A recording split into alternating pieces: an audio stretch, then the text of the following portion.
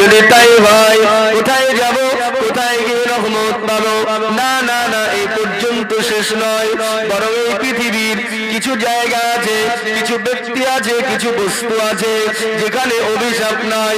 রাসূলুল্লাহ এরপরে ঠিক বললেন ইল্লা, না, সব জায়গা অভিশপ্ত নয়, সব জায়গায় অভিশাপ নাই, বরং পৃথিবীর কিছু জায়গা আছে, কিছু ব্যক্তি আছে, কিছু বস্তু আছে যেখানে আল্লাহ পাকের অভিশাপ নাই, বরং ওই জায়গাতে আল্লাহ পাকের রহমত আছে। কোন সে জায়গা, কোন সে ব্যক্তি, কোন সে বস্তু? আল্লাহ নবী জানান, এক নম্বরে নবী জানান ইল্লা বিযিকিরিল্লাহ। না না না, এই পৃথিবীর জমিনে যে জায়গাতে আল্লাহ পাকের জিকির হয়, যে জায়গাতে আল্লাহ পাকের জিকির হয়, আল্লাহ রব্বুল আলামিনের জিকিরের মাহফিলে কোনো অভিশাপ নাই, বরং আল্লাহ পাকের জিকিরের মজলিস আছে আল্লাহ পাকের রহমত। আরেকটু জোরে বলেন। তাহলে পৃথিবীর কিছু জায়গা আছে যেখানে রহমত আছে। এক নম্বরে নবী বললেন সেখানে অভিশাপ নাই, যেখানে আল্লাহর জিকির হয়, যেখানে আল্লাহর জিকির হয়। আমরা এখন এই যে বসে আছি, এটা কোথায় বসে আছি আমরা? জিকিরের মজলিস। জিকিরের মজলিস তুমি বললে না, জিকিরের মজলিস না। হ্যাঁ, এটাও অনেকের মনে এই প্রশ্ন আসবে যে আমরা এখন বসে আছি, এটা তো জিকিরের মজলিস না, রিয়াদুল জান্নাত, জান্নাতের বাগান, তাই তো? হ্যাঁ, ওটা তো জান্নাতের বাগান তো হয়ে গেল। ওটা অন্য হাদিস থেকে প্রমাণিত, যেখানে জিকির হয় সেই জায়গাটাই হচ্ছে হালাকুল জিকির, এটাই হচ্ছে রিয়াদুল জান্নাহ, বেহেশতের বাগান, তাই তো? এটাই দুনিয়ার জমিনে বেহেশত। কিন্তু এটা যে জিকিরের মজলিস, সেটা কোথায় থেকে পাবেন? জিকির বলতে আমরা কি বুঝি? লা ইলাহা ইল্লাল্লাহ জিকির হবে, আল্লাহ আল্লাহ নামের জিকির হবে, আমরা জানি এটাই জিকির। আসলে তা না। জিকির শুধু লা ইলাহা ইল্লাল্লাহ জিকিরটাই শুধু জিকির তা নয়, আল্লাহ আল্লাহ নামের জিকিরটাই শুধু জিকির তা নয়, বরং জিকির তো অনেক প্রকার আছে। যেমন আমরা নামাজ পড়ি, আমরা নামাজ পড়ি, এই নামাজটাও আল্লাহ পাকের জিকির। আর যে নামাজ পড়ি, এই নামাজটা শুধু জিকির নয়, বরং আল্লাহ আমাদের জন্য যত জিকির দিয়েছে সব জিকিরের সেরা জিকির হচ্ছে নামাজ। সবচেয়ে বড় জিকির নামাজ। কোরআনুল মাজিদে আল্লাহ পাক তাই জানান, ইন্নাস সালাতা তানহা আনিল ফাহশাই ওয়াল মুনকার ওয়া লাযিকরুল্লাহিল আকবার। আল্লাহ জানান, বান্দা, নিশ্চয়ই তোমাদের ভিতরে যে সমস্ত অশ্লীলতা আছে, তোমাদের মধ্যে যে সমস্ত খারাপিয়াত আছে, বান্দা, তোমাদের ওই সমস্ত অশ্লীলতা থেকে, খারাপিয়াত থেকে একমাত্র বাঁচাতে পারে আমি আল্লাহ, আমার নামাজ। সুবহানাল্লাহ। ওয়া লাযিকরুল্লাহিল আকবার। আর বান্দা, আমি আল্লাহ পাক তোমাদের জন্য যত জিকির দিয়েছি, যত ইবাদত দিয়েছি, বান্দা, সমস্ত জিকিরের ভিতরে সবচেয়ে বড় জিকির, সবচেয়ে আলা জিকির হলো নামাজ। সুবহানাল্লাহ। তাহলে নামাজ শ্রেষ্ঠ জিকির, লা ইলাহা ইল্লাল্লাহ জিকির, এটা কোরআন থেকে প্রমাণিত। আল্লাহ নামের জিকির, এটা কোরআন থেকে প্রমাণিত।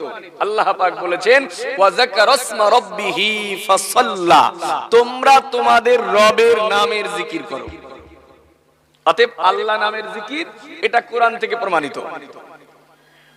নামাজ যে আল্লাহ পাকের জিকির, এটা কোরআন থেকে প্রমাণিত। আবার আল্লাহ খাস করে জুমআর নামাজকেও জিকির বলেছে। সূরাতুল জুমার ভিতরে আল্লাহ পাক জানাচ্ছেন, ইয়া আইয়ুহাল্লাযীনা আমানু ইযা নুদিয়া লিস-সালাতি মিন ইয়াউমিল জুমআতি ফাসআউ ইলা যিকরিল্লাহ।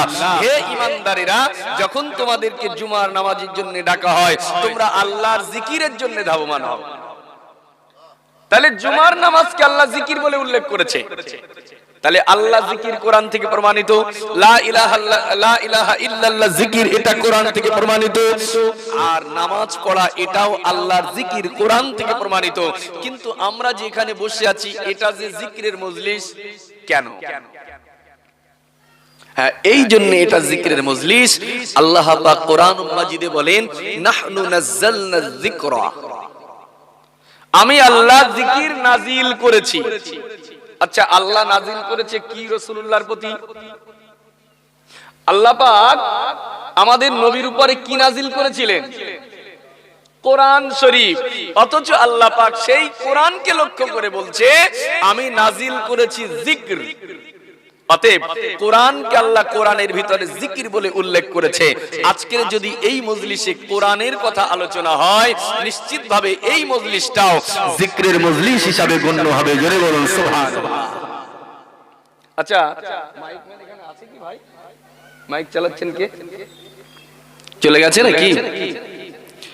এটা চালিয়ে দিল কে? এটা ঠিকই ছিল তো, আগের সাউন্ডটা বড্ড সরু কানে লাগছে এটা। হ্যাঁ,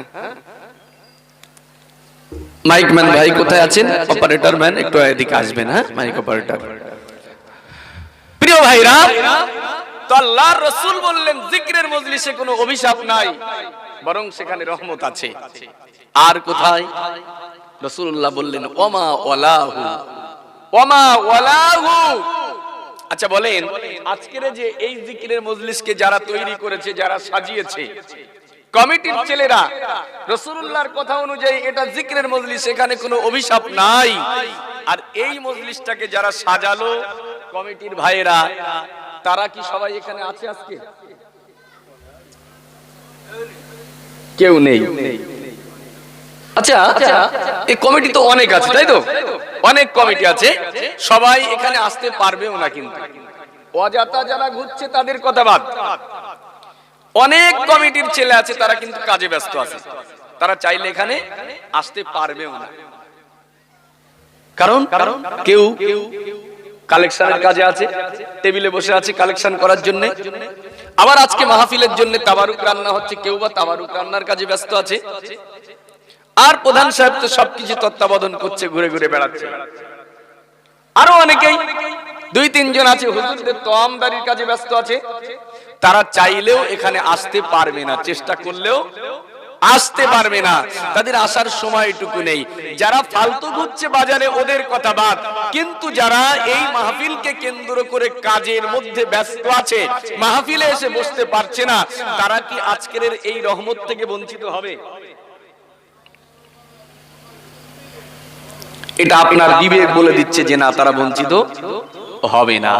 শুধু বিবেক নয়, দলিল বলছে তারা বঞ্চিত হবে না, তাদের উপরেও আল্লাহর রহমত থাকবে। জোরে বলুন সুবহানাল্লাহ। রাসূলুল্লাহ জানিয়ে দেন, জিকিরের মাহফিলটা তো দামি, এই মাহফিলের মর্যাদা এত বেশি, জিকিরের মাহফিলে আল্লাহ পাকের রহমত আছে। শুধু তাই নয়, ওমা ওয়ালাহু, এই মাহফিলকে কেন্দ্র করে যত ভালো কাজ হয়, যত হালাল কাজ হয়, যত মুবাহ কাজ হয়, সব কিছুর উপরে আল্লাহ পাকের রহমত। কেউ আজকে তাবারুক রান্নার কাজে ব্যস্ত আছে, তার উপরে আল্লাহ পাকের রহমত। কেউ বা আজকের কালেকশনের কাজে ব্যস্ত আছে, তার উপরে আল্লাহ পাকের রহমত। কেউ বা হুজুরদের তোয়ামদারির কাজে ব্যস্ত আছে, তাদের উপরে আল্লাহ পাকের রহমত। এক কথায় নবী আমার জানান, জিকিরের মাহফিল, আর এই জিকিরের মাহফিলকে কেন্দ্র করে যত ভালো কাজ হয়, যত হালাল কাজ হয়, সব কিছুর উপরে আল্লাহ পাকের রহমত আছে। আরো জোরে বলুন সুবহানাল্লাহ। তাদের উপরে কোনো অভিশাপ নাই, আর তাদের উপরে অভিশাপ নাই।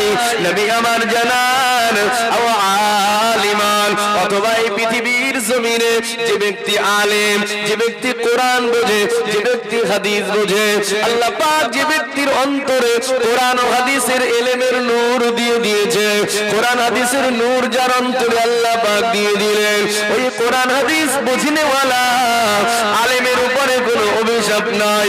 নবী আমার জানান, আলেম বান্দার উপরে আল্লাহ পাকের রহমত আছে। আরেকটু জোরে বলেন। তাহলে আলেমদের উপরে রহমত আছে, এটা রাসূলুল্লাহর কথা।